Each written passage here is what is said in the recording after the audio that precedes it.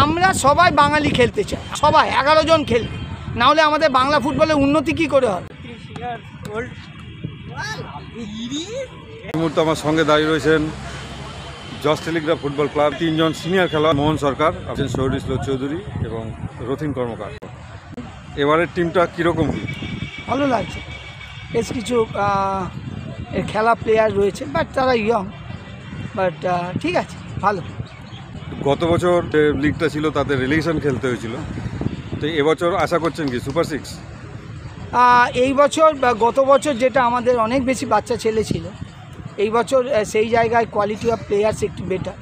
আমাদের টিম ভালো ফুটবল খেলবে, এইটা নিয়েই ভাবছি, আর কিছু। একটা জিনিস বলি, সব বাঙালি ছেলে একসাথে এতগুলো 30 জনের বাঙালি একটা স্কোয়াড, এটাই আমার ভালো লাগছে। এবং ক্লাব যে এই ধরনের মেন্টালিটিতে সাপোর্ট করেছে, আমি ক্লাব অফিসিয়ালদের ধন্যবাদ জানাবো যে আমার চিন্তাধারার সাথে ওদের চিন্তাধারা এত সুন্দর মিল। আমি আগামী চিন্তা করি, আমি এখনকার রেজাল্টের চিন্তা করি না। এখান থেকে অ্যাটলিস্ট 3-4 জন যদি ভালো জায়গায় খেলে, সেটাই হচ্ছে বড় জিনিস, বড় পাওনা।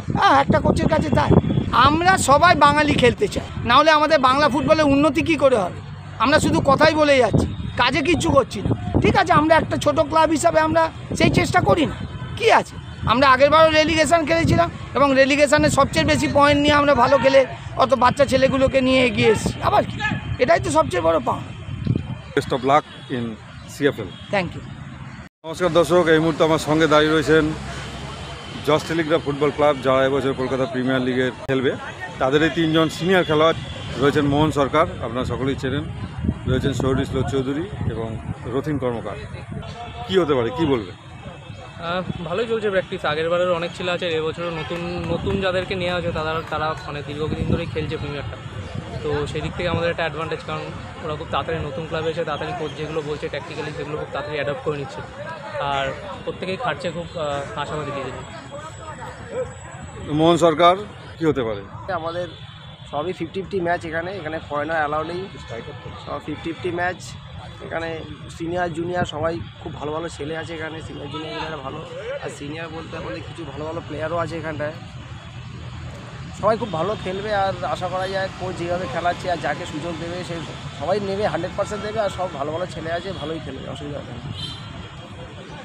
রথিন কর্মকার উইং হাফ, এবছর কি আশা করছো? ভালো রেজাল্ট করবে, সবাই জুনিয়র সিনিয়র আছে, ভালো প্র্যাকটিস হয়েছে, এবার দেখা যাক কী হয়। ভালো খেলারই চেষ্টা করবে সবাই, সব টিমই মোটামুটি ভালো হয়েছে।